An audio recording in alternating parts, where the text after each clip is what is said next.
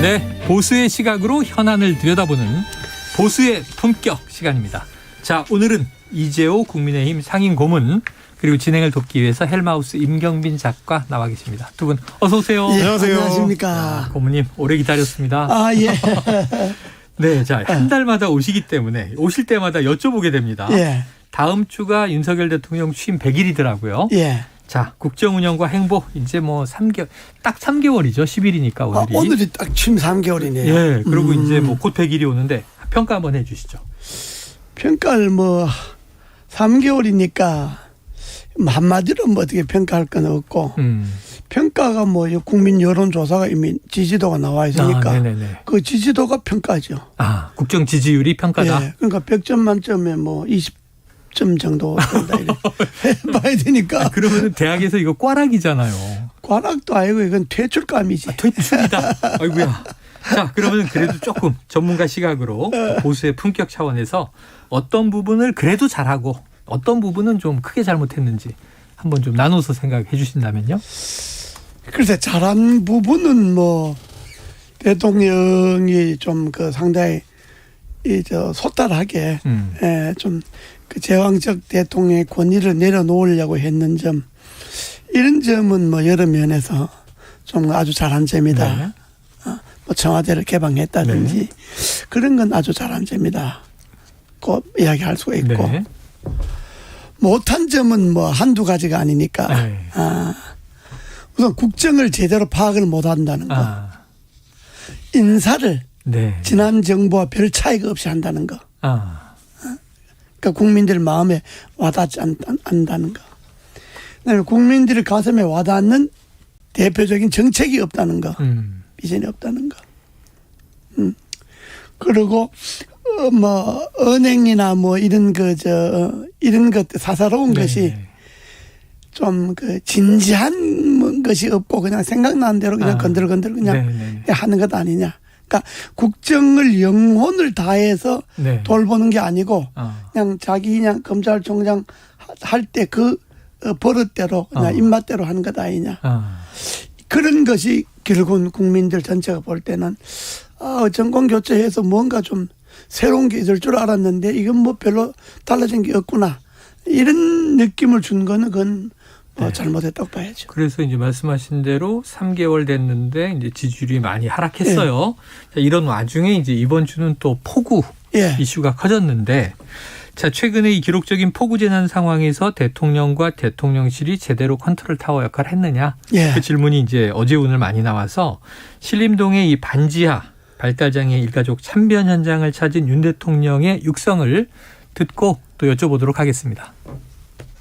아니 어제 엄청난 것이 그 서초동에 우리 제가 사는 그 아파트가 그 전체적으로는 좀 언덕에 있는 아파트인데도 거기가 1층에 지금 물이 들어와가지고 침수될 정도니 제가 퇴근하면서 보니까 벌써 다른 아파트들이 아래쪽에 있는 아파트들은 벌써 침수가 시작이 되더라고요.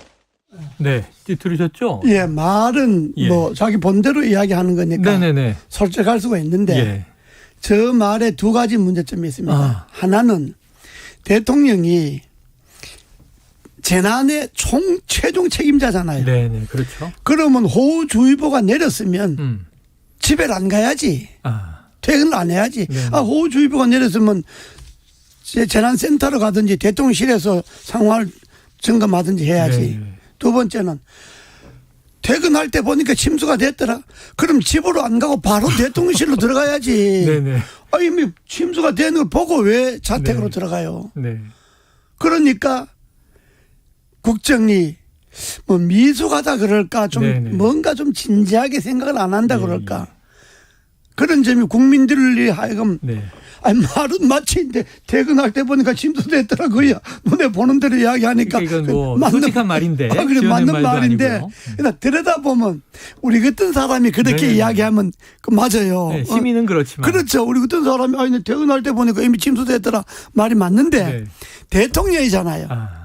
대통령이 그래서 내가 바로 대통령실로 들어갔다든지 네. 재난센터로 바로 갔다든지 예. 이렇게 말해야 되는데 네. 침수된 거 보고 다시 집에 갔다. 이건 말이 안 되잖아요. 그러니까 이게 안전의 총책임자이기 때문에. 그렇습니다. 그러니까 예. 말씀하신 대로 지금 여기가 관악구 신림동 반지하 참변 현장이에요. 예.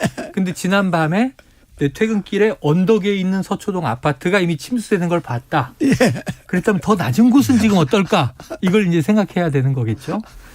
근데 이제 또 하나 좀 저 네. 여쭤보고 싶은 게, 그러니까 대통령의 인식도 지금 비판을 많이 받고 있지만 대통령실 주변의 인사들의 지금 이제 어떤 공보 대응이라고 할까요? 언론 대응이라고 할까요? 이런 과정에서도 말이 좀 너무 제대로 정제되지 않은 상태로 나오는 거 아니냐라는 비판이 나옵니다. 그렇습니다. 그러니까 당장 오늘 이제 강승규 네네, 시민사회수 같은 경우도 아니 그럼 비 온다고 해서 대통령이 퇴근을 안 하느냐 이런 얘기를 해버렸어요. 이거 어떻게 보십니까? 바로 대통령실이 아까 내가 대통령 뭐 지지도가 20% 되니까 80대 20이라 그런다면 대통령실은 20점도 안 돼. 그건 빵점이라. 아이고. 어? 왜냐?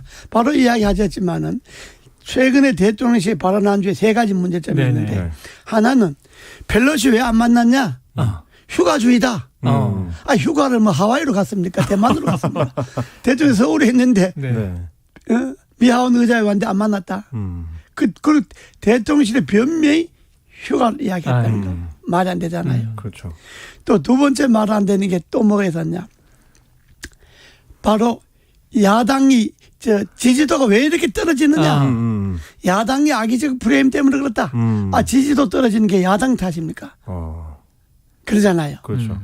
그다음 세 번째, 아까 지금 이야기한 대로 왜 호우주의보가 내렸는데 왜 퇴근했냐, 왜 집에 가 있냐 그러니까 그럼 비 온다고 퇴근 안 하냐?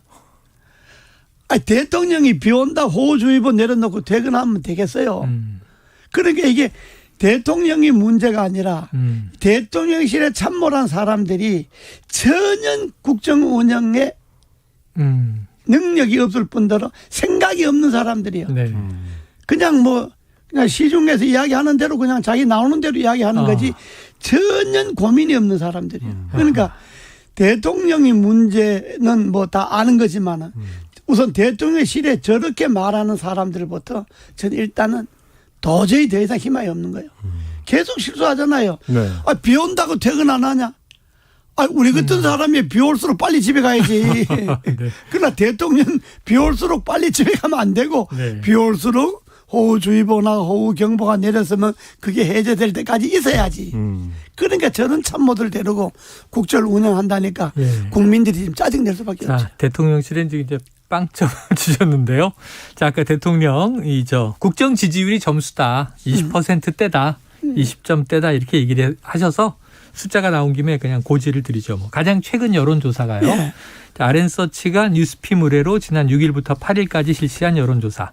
자, 윤석열 대통령의 국정수행 긍정평가는 29.5%, 부정평가는 68%로 집계됐는데 다른 이제 분석들도 약간의 차이는 있지만 비슷비슷했습니다. 그럼 20%대는 맞잖아요. 20%대 맞습니다. 네, 그래서 자세한 내용은 이제 중앙선거여론조사심의위원회 예. 홈페이지 참조하시면 그리고 되고요. 그 부정평가가 20%대라는 것도 문제지만은 긍정평가가. 긍정평가가 20%대도 문제지만은 부정평가가 70% 되는 게 있잖아요. 70% 가까이 되고 넘은 것도 하나 넘은 있었죠. 것 있잖아요. 네. 그게 문제잖아요. 100명으로 두고 본다면 70명이 반대다. 네. 우리는 당신 반대다 부정적이다. 이런 이야기 아니요. 이걸 심각하게 생각을 해야지.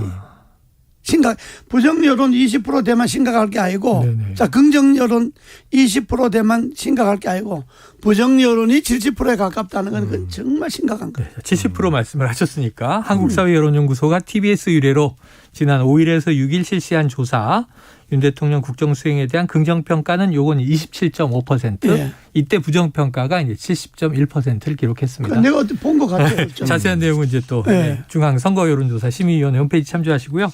그래서 이런 지지율 고민 때문인지 휴가 마치고 도스태핑을 13일 만에 이번 주 월요일에 처음 했는데 초심 얘기했고요.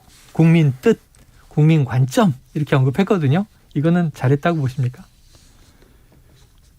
그래도 최근에 말한 것 중에는 그래도 네네네. 가장 그럴듯하게 이야기했는데 네.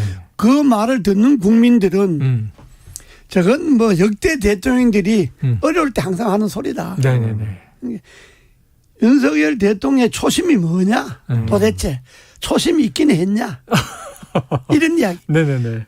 우리가 국민들이 생각할 때 초심이라 그러면 공정, 뭐 상식, 네네네. 뭐 정의, 네. 뭐 이런 것들을 다 후보 때 이야기하지 않았습니까?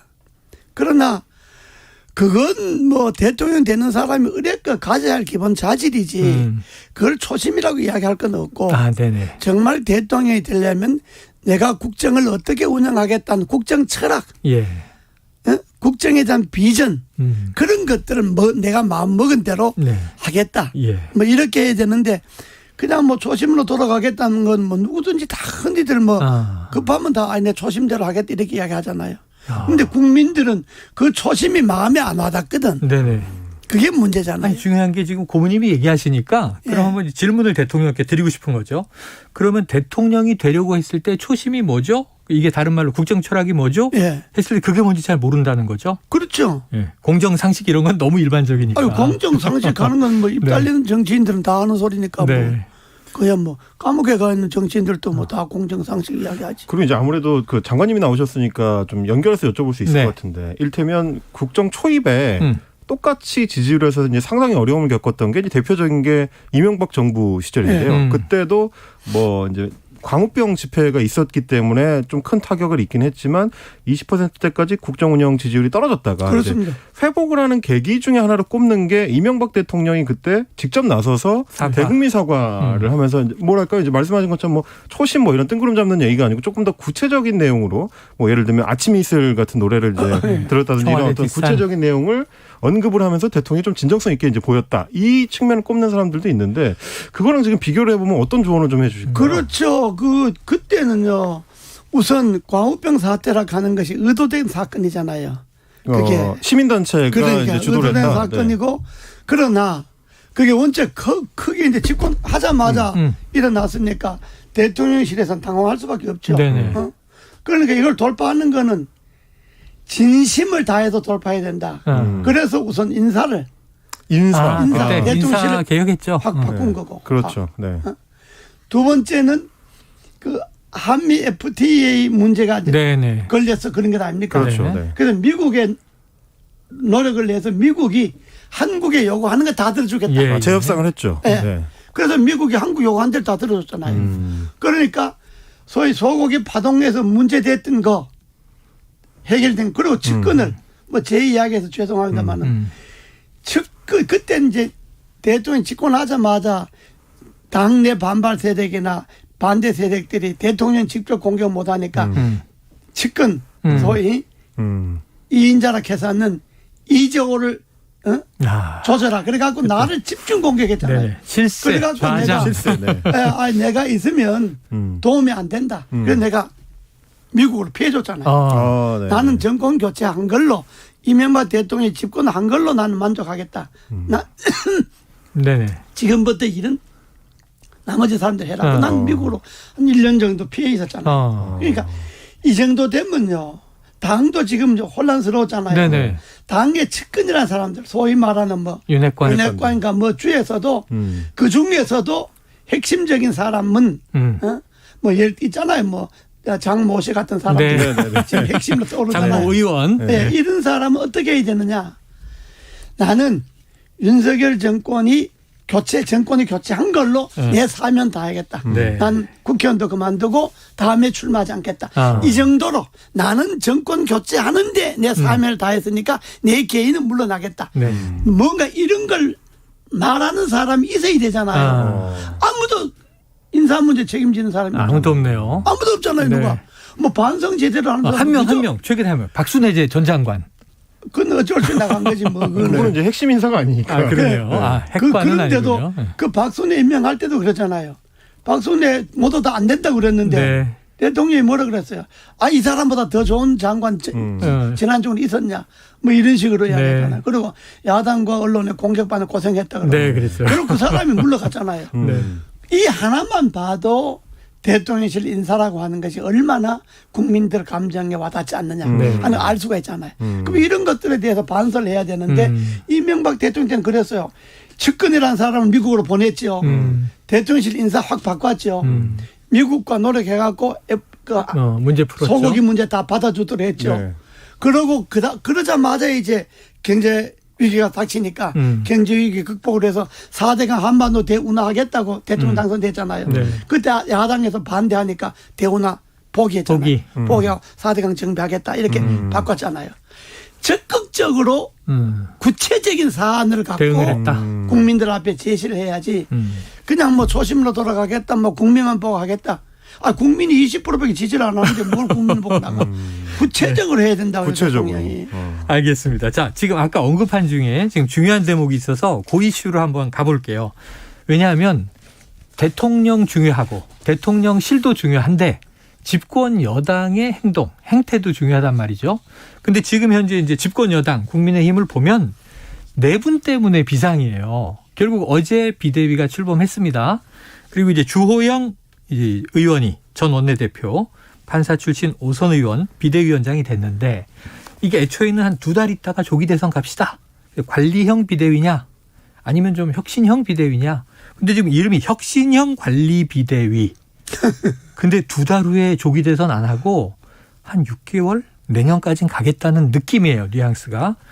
이거 어떻게 보십니까? 그건 그렇게 맞습니다. 맞습니까? 왜냐하면 2달 만에 할 것 같으면 조기 대선이 아니고 조기 전대. 전대 준비위원회, 네. 전당대 준비위원회를 띄우면 되는 거지 뭐 네네. 비대위를 띄울 필요 없잖아요. 네, 선관위 만들지. 그럼요. 비대위를 띄웠다고 하는 건 당을 좀 안정시켜야 되는 거잖아요. 당이 저렇게 혼란스러운 게 아까 내가 이야기했지만은 소위 윤핵관이라고 하는 핵심이 한 명이라도 네. 난 다음에 출마 안 하겠다. 나는 정권 교체로 내 사명 다했다. 나는 네. 현직에서 물러나겠다. 이런 결기를 보이는 사람이 윤핵관 중에 한 사람도 없잖아요. 그러니까 당이 혼란스러울 밖에 없지. 왜냐 그러면 윤핵관이라 그러고 대통령과 가까운 사람들 쪽으로 사람들이 모이기 마련이니까 그래 되면 저게 이미 오합지졸이 되는 거예요. 당이. 네. 그러니까 한 번도 나는 정권 교체로 내 사명을 다하겠다 그러고 자리에서 의원직도 물러가고 네네. 다음 출마하겠다라고 선언한 사람이 한 사람도 없고 예. 그러니까 정권 교체라는 게 자기 권력욕밖에 안 되잖아요. 자기 네. 자리밖에. 그래 당이 혼란스러울 수밖에 없는 거고 그래서 주호영 비대위가 떴는데 주호영 비대위원장 제대로 잘 선정한 거예요. 당에서. 네네. 그분은 뭐 판사 출신에다가 뭐 그렇게 뭐 어거지 쓰는 사람이 아니고 네네네. 그러니까 그 주호영 비대위원장 잘 했는데 했으면 당과 정권이 안정되도록 한 6개월 정도는 개혁도 하고 혁신도 하고 맞다. 잘못된 거 바로잡고 할 기간을 줘야지. 예. 2달만 하겠다고 하는 그거는 비대위를 할 필요가 없고 전당대 준비위원회를 바로 해야지. 이야, 그렇군요. 그렇습니다. 그런데 문제는 이런 거예요. 비대위원회 또 윤핵관들이 우르르 들어가면 이 비대위를 만든 의미가 있겠는가? 오히려 윤핵관들은 좀 이선 퇴진해라. 지금 말씀하신 거잖아요. 그 말로 맞습니다. 윤핵관들이 비대위 또 들어간다 하면 그거는 빈대도 낯짝이 있지. 자기들 때문에 당이 지금 이렇게 됐는데 하락해다. 우리는 대통령하고 가까운 사람들 알려져 있으니까 우린 뒤에 있겠다. 이렇게 하고 자기네들이 빠져줘야지. 그거는 그 윤핵관들을 잘못 안 시켰다 가는 건 그건 잘한 결정이에요. 그러면은 권성동 원내대표는 들어가지 말아야 되는 거죠? 아니 그건 당연직이니까. 당연직이니까 들어가고. 원내대표는 할 수 없고. 비대위원 당연직이니까 그건 어쩔 수 없는 거고. 권성도를 안 들어보내려면 원내대표를 그만두게 해야 되는데 원내대표를 하는 이상은 그건 당연직이니까 어쩔 수 없죠. 네. 그래요. 하지만 나머지 윤핵관들은 그렇습니다. 비대위원회에 넣지 말아야 한다. 아니 권성도에 하나면 되지 뭐 또 들어가. 네. 자, 내년 1월에 만약에 한다고 치자고요. 네. 그럼 이게 묘하게 되는 게 이준석 대표 징계가 끝나요. 당권 정지가 끝날 수가 있죠. 예, 그러면은 국민의힘 당대표 후보들이 지금 꿈틀꿈틀 하는데 적합도 여론조사가 나왔는데 지금 이 여론조사상으로는 유승민 전 의원하고 이준석 대표가 높게 나와요. 이거 어떻게 해야 됩니까? 지금 이제 내용을 보니까 쿠키뉴스 의뢰로 이제 한길리서치가 정기 여론조사를 하는데요. 8월 6일부터 8월 8일까지 조사를 했습니다. 그런데 국민의힘 당대표 적합도를 물었더니 유승민 전 의원이 23%로 1위를 차지했고요. 이준석 대표가 16.5%로 2위를 차지했고 지금 이제 사실상 당권 선언을 한 안철수 전 인수위원장, 안철수 의원 같은 경우는 13.4%가 나와서 3위. 3위 그리고 이제 나경원, 주호영, 김기현 이런 순으로 갑니다. 근데 지금 당 내에서 거론되는 소위 말하는 윤핵관이나 혹은 다른 당권 주자들을 오히려 유승민 전 의원이나 이준석 대표가 압도하는 그런 양상으로 나오고 있는데 이게 전당대회가 내년 1월에 치러지게 되면 혼란을 부추기는 어떤 경향을 보일 수도 있지 않을까요? 어떻게 보십니까 이런 거는? 그거는 당이라는 공당이잖아요. 네. 그야말로 집권 여당인데 이준석 대표는 윤리위에서 6개월 징계시켰고 네.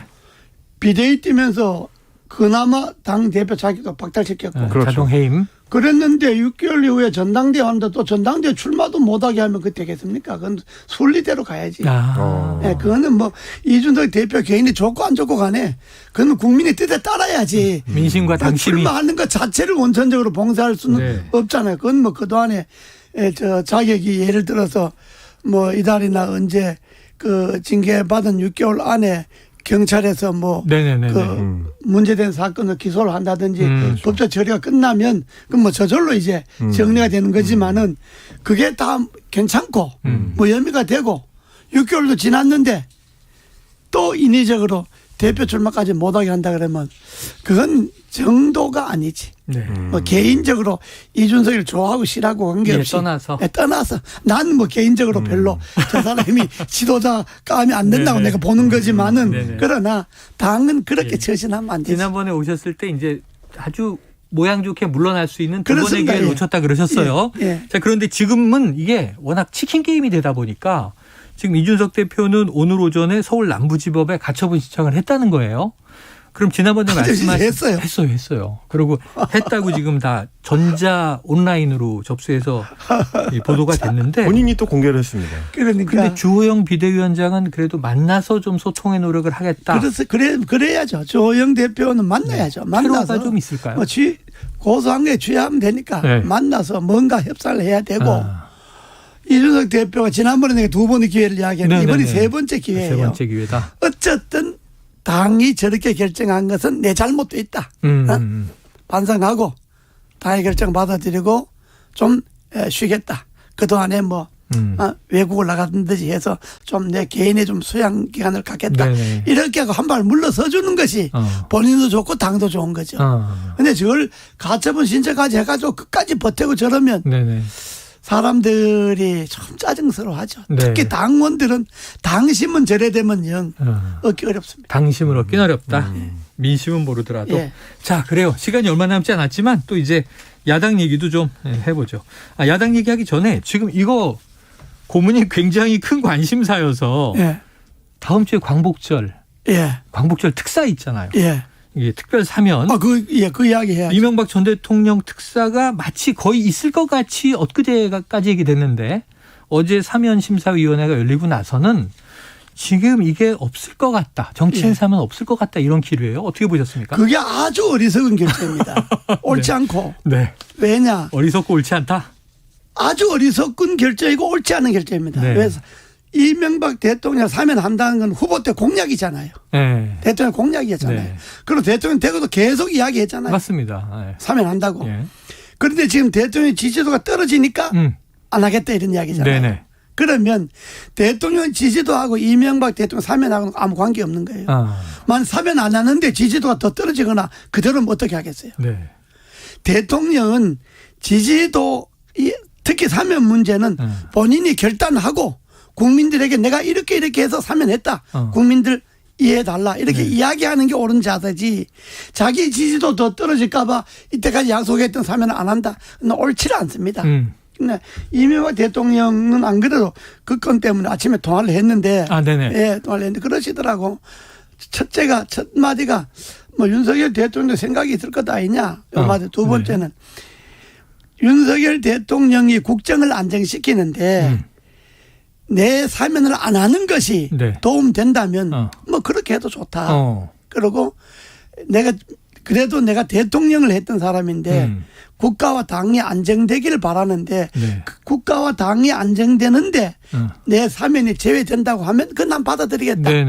이런 입장이시더라고. 그 오히려 내보고 어디 나가서 너무 사면 안 해줬다고 너무 이야기하지 말라고 오히려 내더러 그 이야기를 하시더라고요. 아침에 이명박 전 대통령과 이런 통화를 하고 오셨지만 지금은 상당히 좀 격분하고 계십니다. 그건 대통령께서. 혹시 이명박 전 대통령은 지금 형집행 정지로 나와 있어서 이렇게 좀 여유가 있으신 거 아닌가요? 형집행 정지가 법적으로 3개월이잖아요. 그렇죠. 네. 그러니까 3개월 이후에 또 형집행정 신청 또 해야 되거나 형량은 길게 남아 있어요.